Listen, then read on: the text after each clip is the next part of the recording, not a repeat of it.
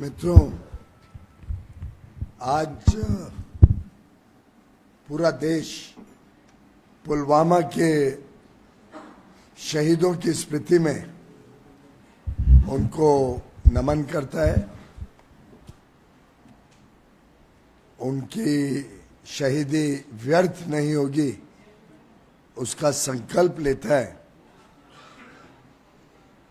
उनका सर्वोच्च बलिदान हम सबको पुनः एक बार याद दिलाता है हमारे कर्तव्यों का और सेवा भाव से देश की सेवा करने का जो प्रण 140 करोड़ देशवासियों ने लिया है, जो विकसित भारत 2047 तक बनाने का हम सब का सामूहिक प्रतिबद्धता है, उसको फिर एक बार उजागर करता है। कल ही सेवा तीर्थ के उद्घाटन के अवसर पर माननीय प्रधानमंत्री श्री नरेंद्र मोदी जी ने नागरिक देवो भव, कर्तव्यों की आधार सेवा तीर्थ का जो उद्घाटन किया, उस समय सभी को आह्वान दिया कि हमें गुलामी की मानसिकता से मुक्ति करनी है और सभी ने देश सर्वप्रथम की भावना से अपने अपने कर्तव्यों का निर्वहन करना है।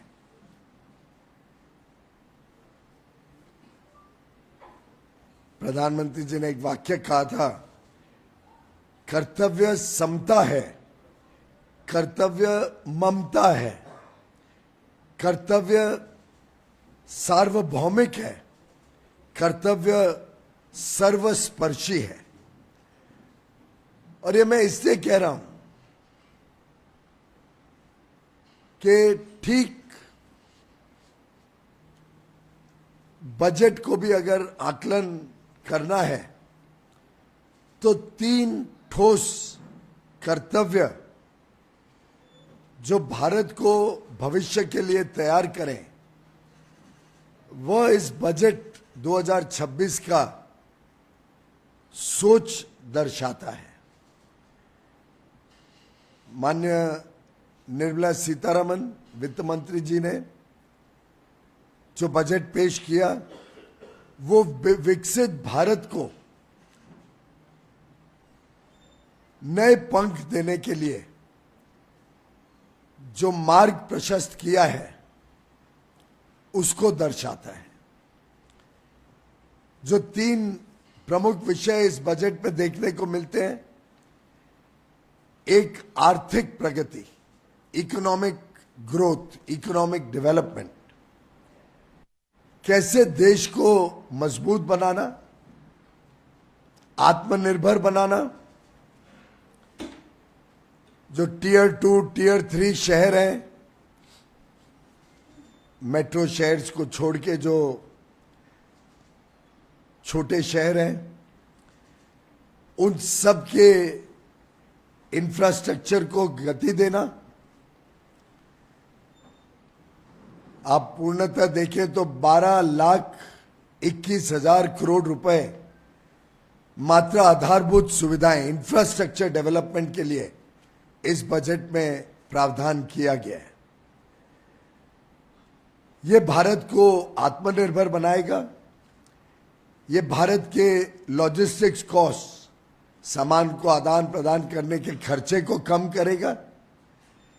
इसका जो मल्टीप्लायर इफेक्ट है, हर 1 रुपया जो इंफ्रास्ट्रक्चर पे खर्च होता है, वो 3-3.5 गुना अर्थव्यवस्था को बल देता है। इन सबको मद्देनजर रखते एक जोर दिया गया है इंफ्रास्ट्रक्चर पर, जिससे आर्थिक गति तेजी से आगे बढ़ेगी। जो दूसरा प्रमुख स्तंभ इस बजट का है वो है 140 करोड़ देशवासियों की आशा, उमंग, अपेक्षाओं को पूरा करना। देश के जो सूक्ष्म, लघु और मध्यम वर्ग के उद्यमी है, उद्योग है, मैन्युफैक्चरिंग सेक्टर है, इसको भी आगे बढ़ाना। युवा युवतियों को नए रोजगार के अवसर देना। हमारे स्टार्टअप्स को, जो जॉब क्रिएटर्स हैं बल्कि बनाम जॉब सीकर्स, जो खुद अपने हुनर से नई नई सोच के साथ देश को आगे बढ़ाने का काम कर रहे हैं, नौकरी के पीछे नहीं भागते, वो अपने जीवन के शिल्पकार बनते हैं, देश की समस्याओं का समाधान ढूंढते हैं। नया नया नवाचार आज देश को सुशोभित कर रहा है, उनको आगे बढ़ाना। 10,000 करोड़ रुपए एमएसएमईज के लिए ग्रोथ फंड के रूप में दिया गया। क्रेडिट गारंटी स्कीम को बढ़ावा दिया गया। डेटा सेंटर्स बड़े पैमाने पे देश में आए, विदेशी पैसा भी उसमें निवेश लगे, विदेशी मुद्रा भारत में और आए, यहां उसका इंफ्रास्ट्रक्चर बनने में लोगों को रोजगार मिले। डेटा सेंटर्स विदेश में क्लाउड सर्विसेज दें तो विदेशी मुद्रा एक्सपोर्ट ऑफ सर्विसेज से कमाई जाएगी। साथ ही साथ इन डेटा सेंटर को चलाने के लिए नवीकरणीय ऊर्जा का उपयोग होगा, तो बड़े पैमाने पे वहां भी निवेश आएगा, बड़े पैमाने पे वहां भी रोजगार उत्पन्न होगा। ये बहुमुखी सोच ही प्रधानमंत्री नरेंद्र मोदी जी को और उनके भविष्य के भारत के लिए योजनाओं को दर्शाती है। एक योजना से कैसे बहुमुखी लाभ भारत को मिले, और डेटा सेंटर्स का आज सबसे प्रमुख और आकर्षित करने वाला स्थान मुंबई और नवी मुंबई है, क्योंकि यहीं पर डेटा केबल्स, सबसी केबल्स लैंड करते हैं। तो इसका तो सीधा सीधा लाभ हमें महाराष्ट्र और मुंबई को मिलने वाला है। इसी के साथ साथ 3 नए केमिकल पार्क्स जो पोर्ट के साथ जुड़कर बनाए जाएंगे, टेक्सटाइल पार्क्स, अलग अलग प्रकार के सेफ हार्बर रूल्स जो विदेशी निवेशकों को और आकर्षित करें, ऐसे ढेर सारी घोषणाएं, योजनाएं माननीय वित्त मंत्री ने इस बजट में पेश की हैं। तीसरा जो स्तंभ है वो है सबका साथ, सबका विकास। जब तक 140 करोड़ लोग, भारत के हर नागरिक, देश के कोने कोने में रहने वाले नागरिक, हर गरीब, हर मध्यम वर्ग, हर निम्न मध्यम वर्ग, हर एक का, चाहे वो गांव में रहे, शहर में रहे, चाहे वो पिछड़े वर्ग से हो, वंचित रहा हो, जनजातीय समाज से हो, हर एक के लिए एक उज्जवल भविष्य, हमारे युवा युवती और महिलाओं के लिए ढेर सारे अवसर, और खास तौर पे जो लेबर इंटेंसिव सेक्टर्स है, जहां रोजगार ज्यादा उत्पन्न होता है, उसको बढ़ाना, उसके निर्यात को बढ़ाना, इसको आधार स्तंभ इस बजट का माना जा सकता है। महाराष्ट्र को तो बड़ा लाभ होने वाला है, मुठ्ठा लाभ होना रहा है। महाराष्ट्र का जो बजट स्टेट कंपोनेंट है वो भी बड़ा है, लगभग 1 लाख करोड़ रुपए बन गया है। रेलवे में बहुत बड़े पैमाने पे निवेश इस बजट में सुनिश्चित किया गया है, जिसमें अगर हम महाराष्ट्र अकेले को देखें तो जो 2009 से 14 कांग्रेस की यूपीए की सरकार, जिसमें शरद पवार जी वगैरह सब थे, वो महाराष्ट्र के लिए लगभग 1170 करोड़ रुपए अपने रेल बजट में सालाना प्रावधान करते थे। इस वर्ष के रेलवे बजट में महाराष्ट्र के लिए 24,000 करोड़ रुपए का प्रावधान किया गया, यानी लगभग 20 गुना ज्यादा। इसी प्रकार से Indian institute of creative technologies Mumbai में आने जा रहा है। ये कंटेंट क्रिएटर लैब होगा। स्कूल कॉलेजों के बच्चों को क्रिएटिविटी के माध्यम से देश की सेवा करने का मौका देगा। पुणे और नागपुर को ग्रोथ हब्स के रूप में 5 वर्ष में डेवलप किया जाएगा, जिसके लिए 5,000 करोड़ रुपए हर शहर के लिए सुनिश्चित किए गए। मुंबई पुणे और Pune Hyderabad high speed rail corridor भी प्लान किया जा रहा है। वैसे तो देखो तो बजट के हर अंग में महाराष्ट्र का योगदान और महाराष्ट्र को लाभ स्वाभाविक है। जब दिल्ली से मुंबई एक्सप्रेसवे बनेगा तो स्वाभाविक है महाराष्ट्र का बहुत बड़ा लाभ होगा। जब हाई स्पीड रेल मुंबई से अहमदाबाद शुरू होगी तो स्वाभाविक है महाराष्ट्र का लाभ होगा। जब वधावन पोर्ट तेज गति से तैयार होगा तो स्वाभाविक है महाराष्ट्र का लाभ होगा। जब मुंबई का तीसरा एयरपोर्ट वधावन पोर्ट और मेरे खुद के उत्तर मुंबई के क्षेत्र के बीच बनेगा तो स्वाभाविक है महाराष्ट्र का लाभ होगा। जब पर्यटन को बल दिया जाएगा तो स्वाभाविक है हमारे छत्रपति शिवाजी महाराज के सब किलों पे लोग और आकर्षित होंगे, जाएंगे। ढेर सारा लाभ मुंबई महाराष्ट्र को इस बजट और मोदी सरकार की अन्य अन्य योजनाओं से मिलने जा रहा है। लगातार मिला है, आगे भी मिलेगा। और प्रधानमंत्री नरेंद्र मोदी जी का जो रिफॉर्म एक्सप्रेस है उस पर सवार जो बड़े बड़े बदलाव इस देश में लाए जा रहे हैं, जिस प्रकार से 9 फ्री ट्रेड एग्रीमेंट 38 विकसित देशों के साथ प्रधानमंत्री मोदी जी के नेतृत्व में तय किए गए हैं। भारत को आत्मनिर्भर बनाने के लिए भारत आत्मविश्वास के साथ इन समझौतों में अपने हितों की रक्षा करके आगे बढ़ रहा है।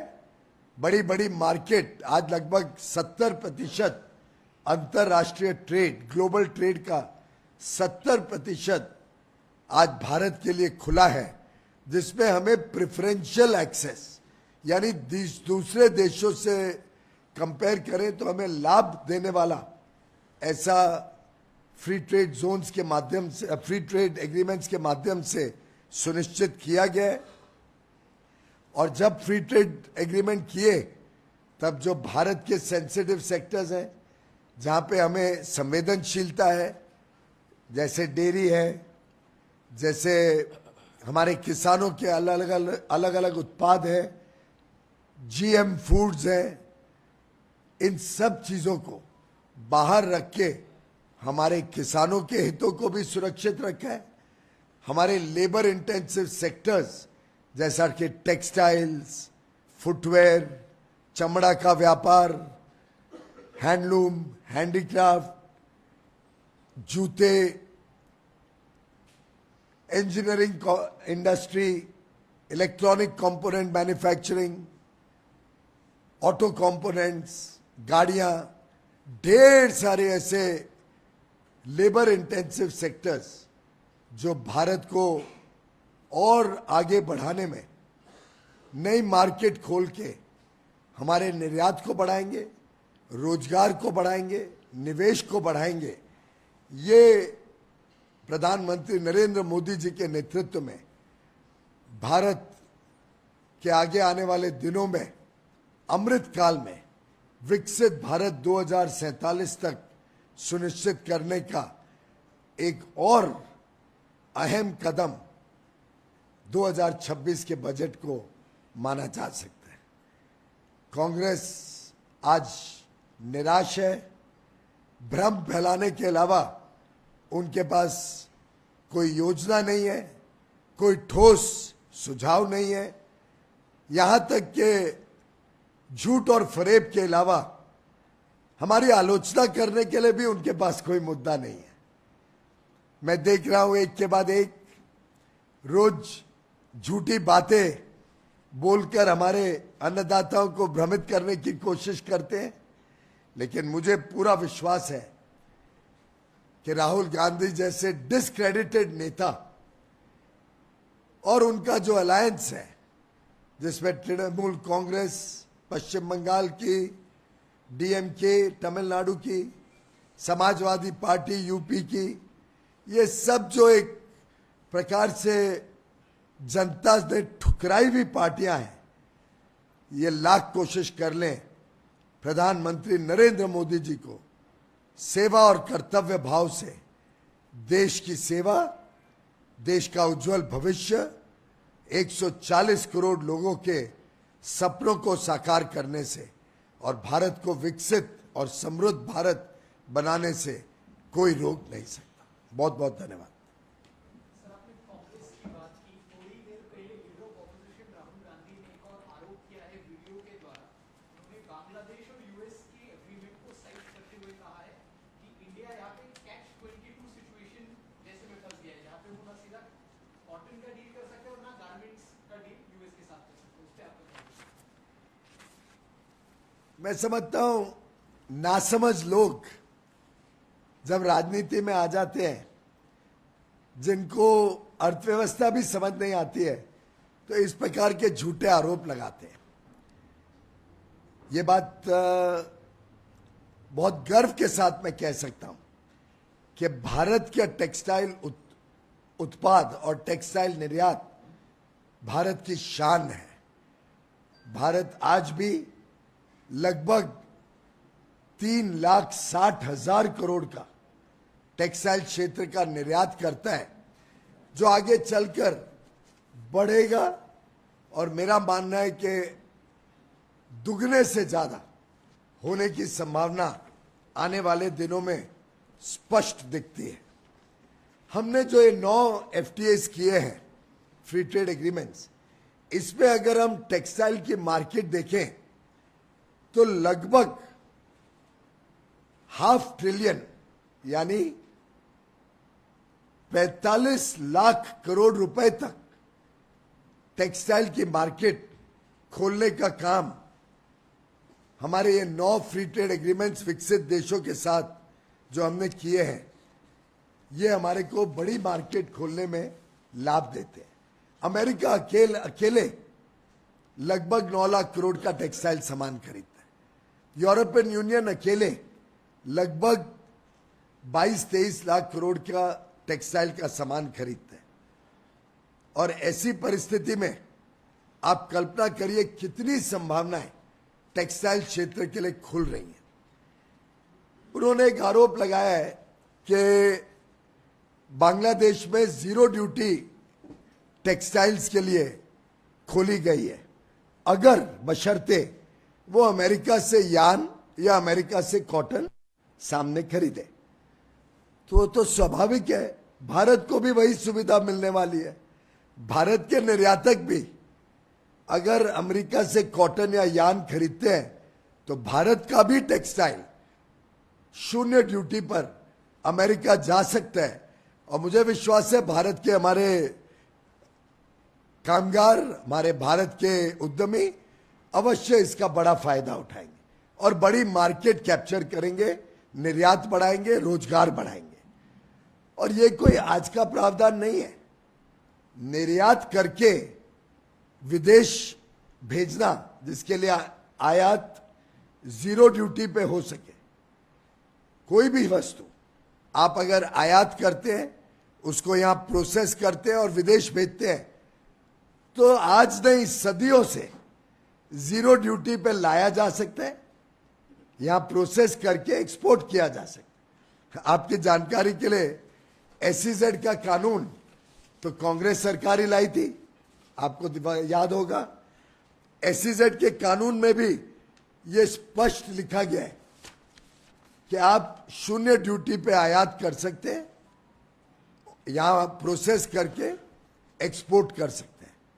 तो उससे तो रोजगार ही बढ़ेगा, उससे फॉरेन करेंसी कमाई बढ़ेगी, विदेशी मुद्रा आएगी तो देश की ताकत बढ़ेगी और लाखों करोड़ों लोगों को सिर्फ और सिर्फ टेक्सटाइल सेक्टर में मुझे लगता है नए अवसर खुलेंगे। और ये जो उसके सामने जो झूठा आरोप लगाया जा रहा है कि कॉटन अगर बाहर से आएगा तो कॉटन फार्मर्स का, हमारे किसानों का क्या, उसके लिए मैं उनको बता दूं कि जब इतनी बड़ी मार्केट, विश्व की 45 लाख करोड़ की मार्केट खुल रही है भारत के लिए, तो भारत का तो कॉटन डिमांड इतना बढ़ने वाला है कि मैं तो चाहता हूं कि और हमारे किसान कॉटन का उत्पादन बढ़ाएं और प्रोडक्टिविटी बढ़ाए, उत्पादकता बढ़ाए, क्योंकि कपास की जो जरूरत है भारत में वो लगातार बढ़ने वाली है। पूरा अमेरिका का जितना कॉटन है वो सब कॉटन भी देख लें तो भारत का 10% भी जो रिक्वायरमेंट है, जो जरूरत है, उसको पूरा नहीं कर पाएगा। तो मैं आज तक ये समझ नहीं पाया हूं कि राहुल गांधी जी को इतने नासमझ व्यक्ति को लीडर ऑफ ऑपोजिशन कैसे बनाया गया, कैसे कांग्रेस पार्टी इस बात को नहीं समझ पा रही है कि एक ऐसा व्यक्ति जिसको ना अर्थव्यवस्था की समझ, सिर्फ झूठ और फरेब के अलावा और वक्तव्य ट्वीट करने के अलावा उनके पास कुछ बताने के लिए है नहीं, सच्चाई से हजारों मील दूर रहते हैं। भारत की तो कॉटन की क्षमता भी बढ़ेगी, कॉटन की रिक्वायरमेंट भी बढ़ेगी, और ये जो नीति है आयात करके प्रोसेस करके निर्यात करना, ये फॉरेन ट्रेड पॉलिसी में सदियों से चले आ रही है, कोई नई नहीं है। एसईजेड पॉलिसी जो, और ये दोनों चीजें, foreign trade policy, SEZ policy, Congress के जमाने से यही है कि आप कुछ भी चीज आयात कर सकते हैं, यहां प्रोसेस करके एक्सपोर्ट करें तो जीरो ड्यूटी पे आती है। तो वहां तो कोई नुकसान नहीं है, उल्टे लोगों को रोजगार मिलेगा, किसानों के बच्चों को भी रोजगार मिलेगा और किसानों को अपार अवसर मिलेंगे, क्योंकि टेक्सटाइल क्षेत्र अब पूरे विश्व का 70% मार्केट में भारत के लिए खुल गया है। भारत को, मैंने अभी अभी एक लिस्ट भी निकाली किस प्रकार से अलग अलग टेक्सटाइल क्षेत्र को एफटीएस में बेनिफिट मिला है। अब यूरोपियन यूनियन को ले लीजिए, जैसा मैंने बताया कि यूरोपियन यूनियन अकेले की मार्केट करीब करीब 22-23 लाख करोड़ रुपए की है, टेक्सटाइल मार्केट। उसमें हर एक वस्तु, हर एक टेक्सटाइल का प्रोडक्ट भारत से शून्य ड्यूटी पे जाएगा। उसका कॉटन कोई किधर से लाना नहीं पड़ेगा, भारत का ही कॉटन होगा। न्यूजीलैंड को ले लीजिए, हर एक जो टेक्सटाइल प्रोडक्ट है शून्य ड्यूटी पे जाए। ब्रिटेन को ले लीजिए, यूनाइटेड किंगडम, टेक्सटाइल के प्रोडक्ट्स शून्य ड्यूटी पे जाएंगे। यूनाइटेड किंगडम अकेला, इंग्लैंड अकेला लगभग 27 बिलियन यानी करीब करीब 2.5 लाख करोड़ का कॉटन, 2.5 लाख करोड़ का टेक्सटाइल खरीदता है। तो ऐसे कुल मिला के जब 45 लाख करोड़ की मार्केट खुल रही है, तो आप कल्पना करिए भारत के लिए कितनी बड़ी सौगात है, कितना बड़ा व्यापार हम बढ़ा सकते हैं।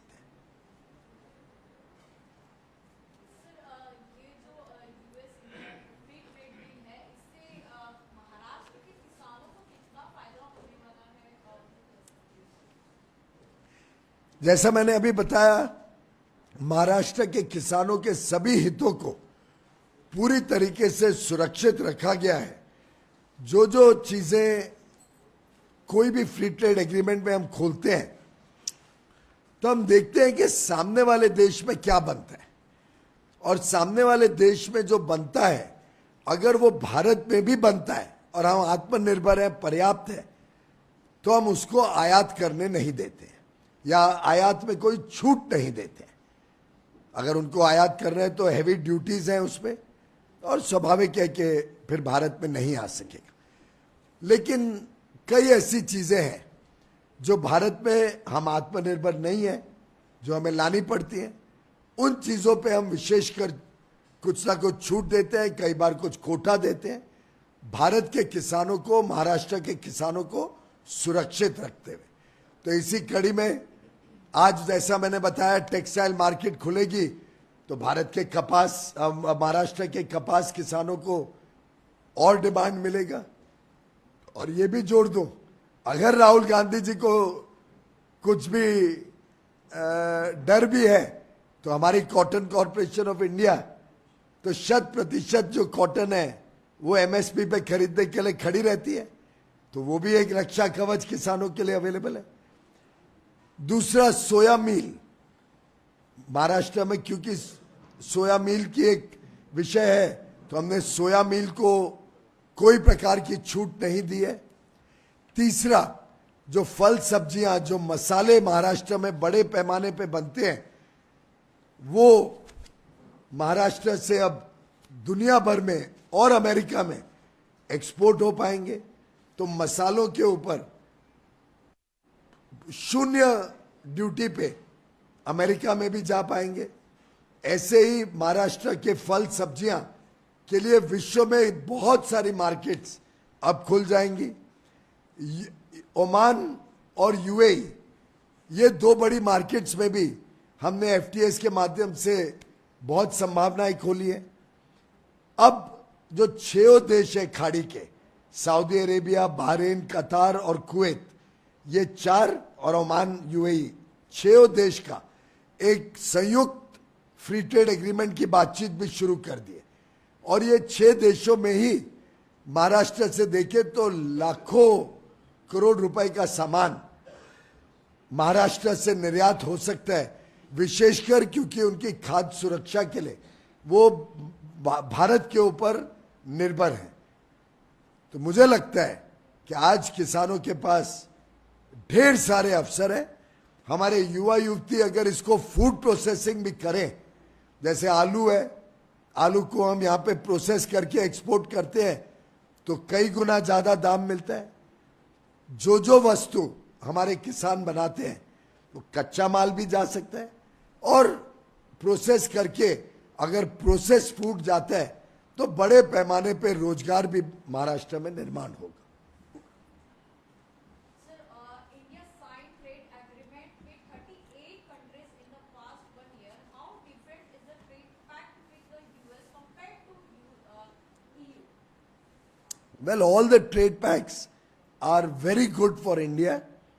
All the 9 free trade agreements that Prime Minister Narendra Modi's government has finalized protect all the sensitive areas for India, do a calibrated opening in areas where we require certain amount of products to be imported, and open the doors for huge amount of investments due to policy stability, clarity and predictability.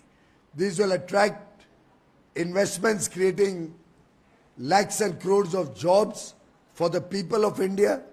These free trade agreement with the United States of America have brought down the tariffs significantly, the reciprocal tariff from 50% to 18%.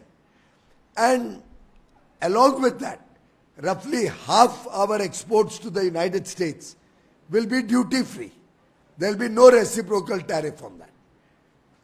So significant benefit with half our exports going on 0 reciprocal tariff, the rest having a lower reciprocal tariff of only 18% against 50%, which is the lowest tariff that any of our competing nations.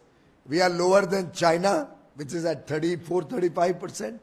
We are lower than Vietnam, Bangladesh, Pakistan, Indonesia, Malaysia.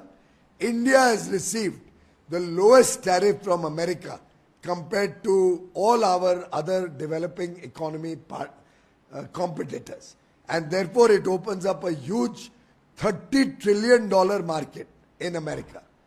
I think it's a game changer for the future progress and development of India. Sir, my next question to you that US says that they will export $500 billion to India over next 5 years. Is it feasible, and how much India will export to US in the same period? Is there any estimate? I think you would have seen that when Prime Minister Narendra Modi ji and President Mr. Donald Trump met in February 2025 and decided to launch negotiations for a bilateral trade agreement, they had together agreed that Indo-US trade bilaterally should increase to $500 billion per year by 2030.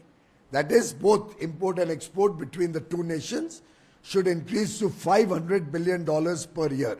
That is 45 lakh crore rupees. This includes goods and services. We are working towards that target. There are so many things that India needs which are available with America, with the United States of America, which will help India's economy grow faster, which will help us to provide jobs to our youth, which will help us to give a boost to our economy. $500 billion that we intend to purchase over the next 5 years, subject to getting good quality, good prices, sufficient availability and demand, comprises products like our energy needs. We need oil, crude oil we import in very large number. We need LNG, we need LPG. Now that every home has a domestic gas connection, obviously our demand is going up. With the fastest growing large economy on earth, our energy needs are increasing 7-8% every year. In this increasing energy needs scenario, we are obviously going to import larger quantities of crude oil, LNG, LPG, and the more diversity and more competition among suppliers, India will get better pricing. India will get a better deal. We will save money. Similarly, our steel manufacturers today manufacture about 140 million tons of steel. We expect the steel production in India to double, for which we require coking coal. Today we are importing $17 billion worth of coking coal, which is 150,000 crores. Over the next 5 years, this will double and increase to almost 3 lakh crores. That is more than $30 billion every year. Now, coking coal is not available in India, just like oil or LNG, LPG, in sufficient quantity. So we will need to import that. We are today dependent on only 2 or 3 countries for coking coal. The more the competition, we'll get lower prices for coking coal, which is good for our economic viability, which will help our steel industry to grow, which will help create jobs for all Indians. I just spoke about data centers and how it will benefit Mumbai, Navi Mumbai, Maharashtra. For data centers, we need technology, we need GPUs, we need data center equipment, we need equipment to process and do quantum computing in India. We need a lot of technology products, ICT products. America has the best ICT products in the world, and they are our trusted partner. We want them to open those products for selling to India so that we can create jobs in India, so that we can expand our economy, and we can continue to grow and progress to be the main supplier of services in the IT sector to the whole world. Even today, our IT sector is exporting nearly $200 billion, that is 18 lakh crores worth of IT services, information technology services.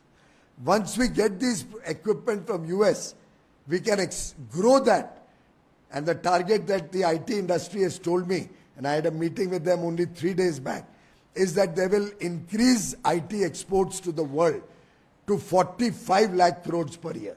And America will be a big market which will open up for us. Precious metals, we are importing gold, silver, other precious metals, critical minerals. We will need to bring that from different countries. The more competition, the better it is for our consumers. So our approach is that in areas where India needs to import, and we all know that India is importing goods worth $800 billion even today. Those are required for our economic growth, for maintaining the jobs of our young men and women.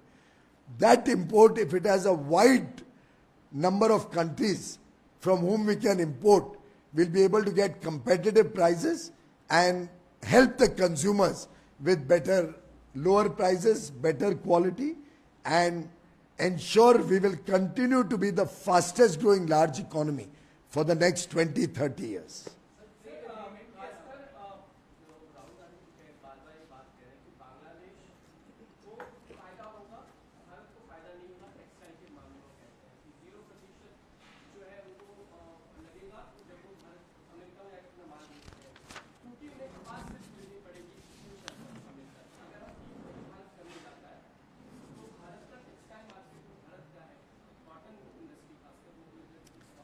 शायद आप late आए हैं क्योंकि मैंने अभी जवाब दिया इसका. आप पुनः एक बार चाहते हैं, मुझे कोई आपत्ति नहीं है. मैं कह रहा हूं ना कि अगर झूठ और फरेब का नैरेटिव कोई रख सकता है तो दुर्भाग्य से विपक्ष के नेता, क्योंकि उनके पास और कुछ मिला नहीं इस यूएस के फ्री ट्रेड एग्रीमेंट को की आलोचना करने के लिए, बेचारे बार बार रोज एक नया झूठ का पुलंदा फेंकने की कोशिश करते. मैंने अभी अभी समझाया कि ये नीति कि आप विदेश से कोई सामान लाओ, यहां प्रोसेस करो और विदेश वापस एक्सपोर्ट करो, ये नीति कांग्रेस के समय से चली आ रही है. इसके लिए कोई US India free trade agreement की जरूरत ही नहीं थी. ये पहले से चली आ रही है.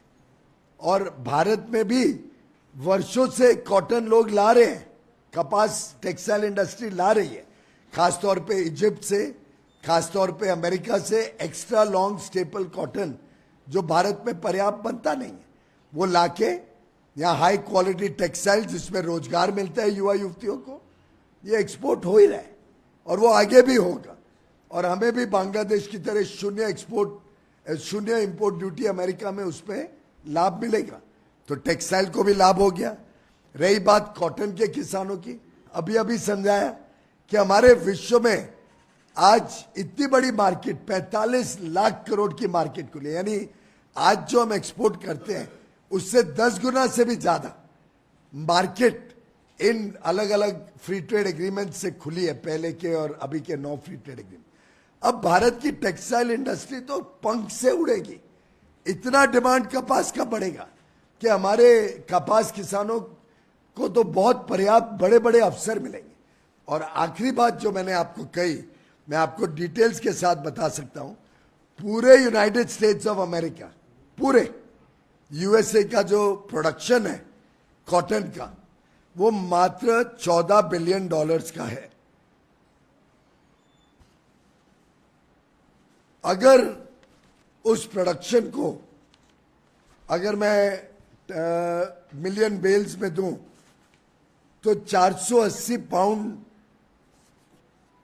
के 480 मिलियन पाउंड बेल्स सिर्फ वो प्रोड्यूस करते हैं, जिसकी वैल्यू लगभग 1.25 लाख करोड़ रुपए होती है. That's all. अब 1.25 लाख करोड़ रुपए का कॉटन, कितना भी वो कोशिश कर ले, भारत के किसानों का कॉटन को कोई नुकसान नहीं पहुंचा सकता है. उसमें से भी उनका एक्सपोर्ट जो वो निर्यात करते हैं, उनकी खुद की भी जरूरत है, वो मात्र 45,000 करोड़ का है. और उससे ज्यादा कॉटन तो शायद एक प्रदेश में भारत बनाता है. और पूरे देश का अगर देखें तो कॉटन की रिक्वायरमेंट भारत की इससे काफी ज्यादा आगे आज भी है और आगे आने वाले दिनों में भी रहेगी.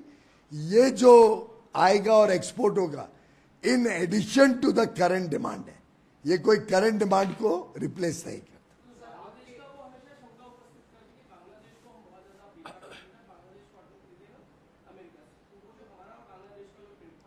उसके बदले हमारे पास आज 45 लाख करोड़ की मार्केट खुल रही है। ये बड़ी सरल चीज शायद राहुल गांधी जी के समझ के बाहर है, पर समझने वाले समझ जाते हैं, जो ना समझ है उनके बारे में हम क्या कह सकते हैं, वो तो राज कपूर जी ने ही बता दिया।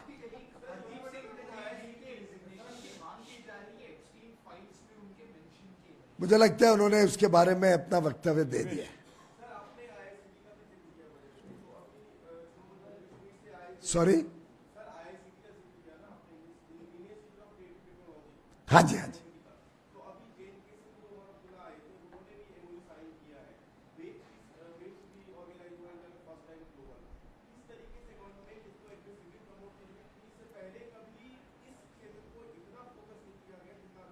भारत की युवा युवतियों में जो क्षमता है, जो हुनर है क्रिएटिव क्षेत्र में, और ये बॉलीवुड तो है ही हमारी शान, पर बॉलीवुड या टॉलीवुड हो पश्चिम बंगाल में या तमिलनाडु की फिल्म इंडस्ट्री हो, ये एक क्रिएटिव सेक्टर है। इसके अलावा आज के दिन वीडियो गेम्स, आज के दिन गेमिंग इंडस्ट्री एक विश्व पटल पे बहुत अहमियत रखती है।